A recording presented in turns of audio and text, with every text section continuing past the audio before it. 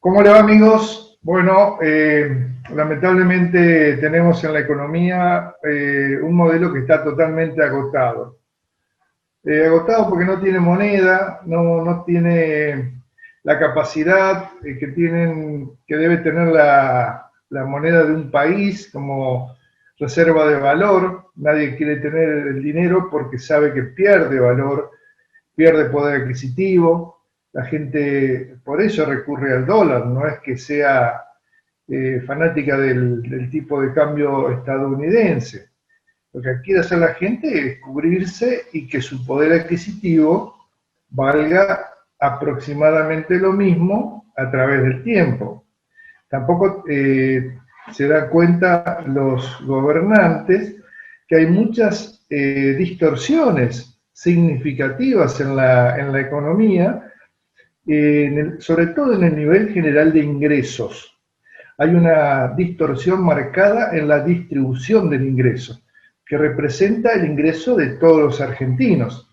Fíjense que hay sectores que están por debajo de la línea de pobreza y son aquellos que justamente están peleando codo a codo frente al flagelo del COVID-19.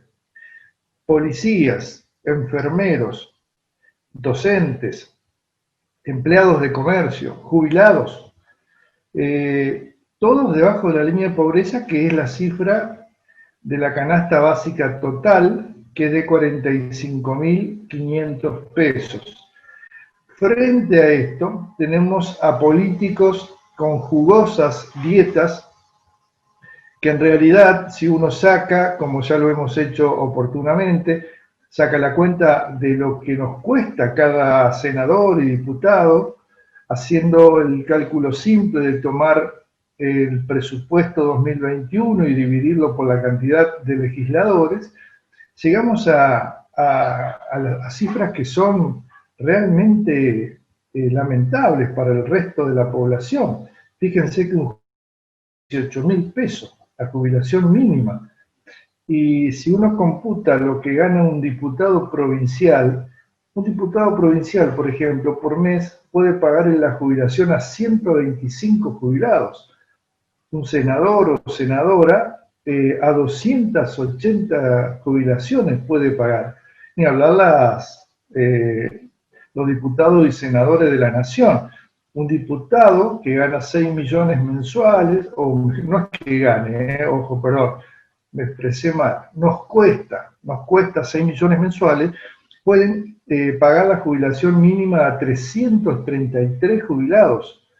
Y un senador nacional, que una vez ya la cosa es lamentablemente exorbitante la cifra, porque un senador nacional nos sale 28 millones de pesos por mes, puede pagarle la jubilación mínima a 1.600 jubilados. Si tomamos un diputado provincial, un senador provincial, un diputado nacional y un senador nacional, podemos pagarle la jubilación a 2.340 jubilados. Y si lo anualizamos, podrían pagarse 28.100 jubilaciones mínimas. Una vergüenza porque no es que han trabajado más que otros años, yo diría que trabajaron menos que otros años y sin embargo el sector político lo sigue bancando como que si son personajes de primera línea y en realidad son cargos totalmente desprestigiados. Hace poco vimos el caso de un diputado salteño que realmente roza con realmente la cordura que debe tener un profesional, un diputado, un representante del pueblo, porque los diputados son los representantes del pueblo y los senadores de las provincias. Son cargos, son lugares que están, como les decía, totalmente desprestigiados. Este gobierno no tiene posibilidades de tener acceso al mercado financiero internacional por los incumplimientos crónicos que hemos tenido a lo largo del tiempo. Pero el dinero en el mundo es sumamente barato.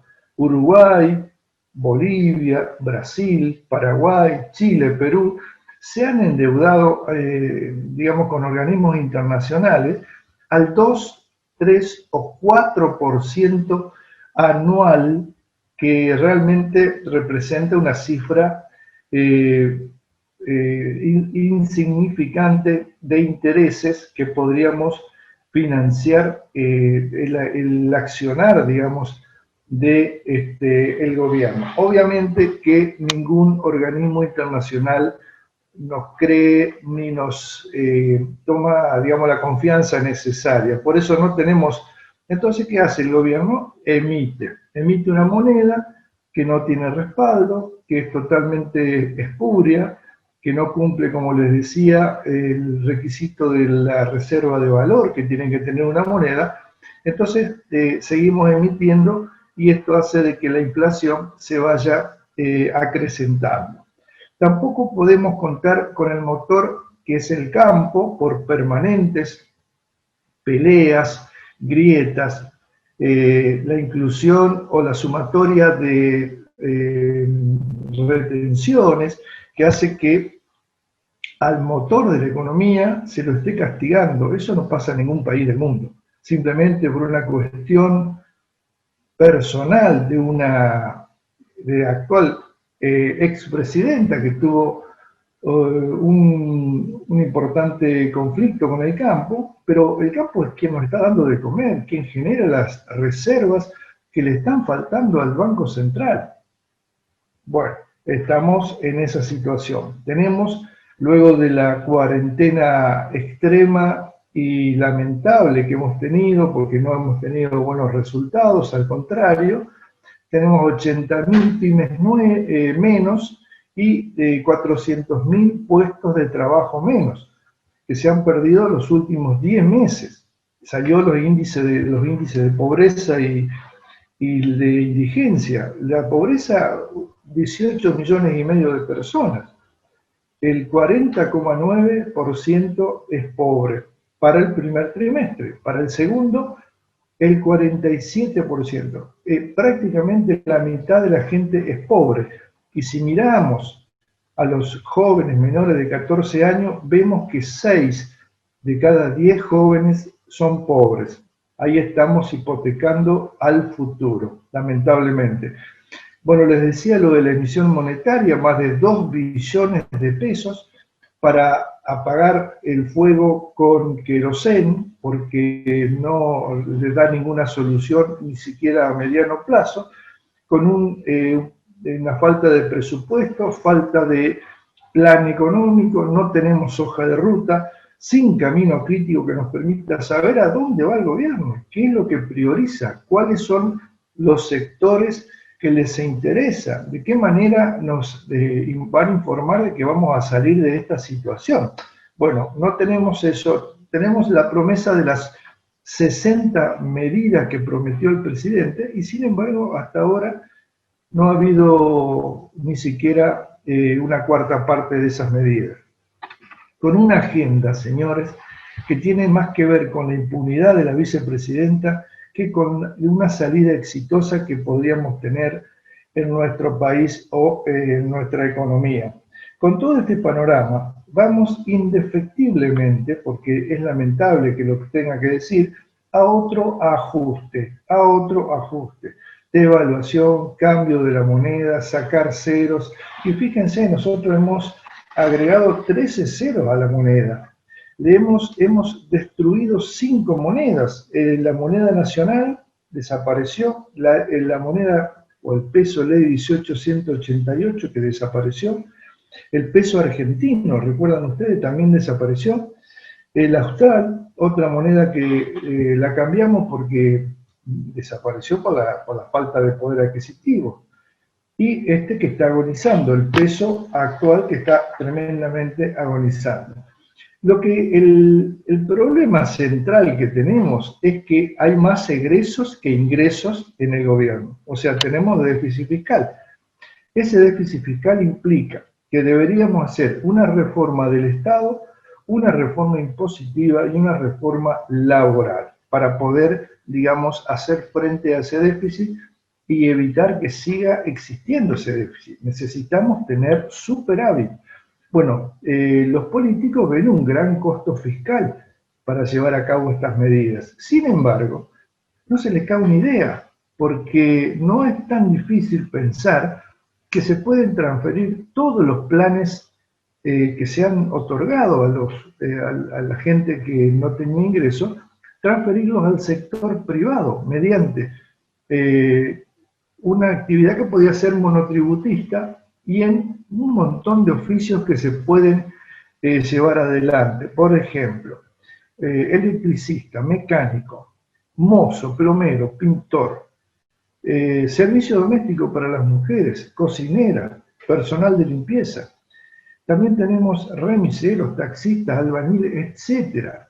Un montón de oficios que hacen falta, que uno, por ejemplo, diamante, no hay mucha cantidad. Y cuando uno busca uno de ellos, tiene que recorrer varias alternativas.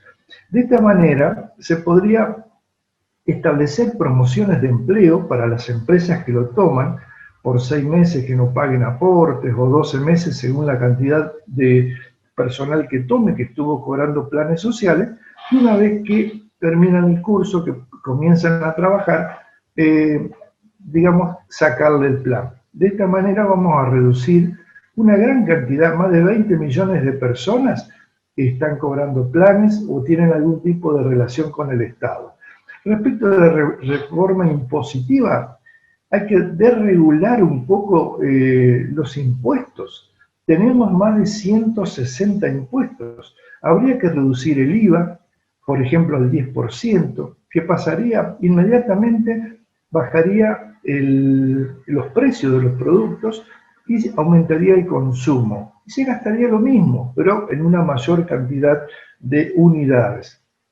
Y después hay que sacar impuestos distorsivos como impuesto al cheque, ingresos brutos, que están, digamos, bienes personales que están sobre, digamos, tienen una doble imposición o triple imposición, bienes personales a nivel nacional, impuesto inmobiliario a nivel provincial, impuesto automotor a nivel provincial, unos impuestos que lo único que hacen es sobrecargar el costo de la actividad.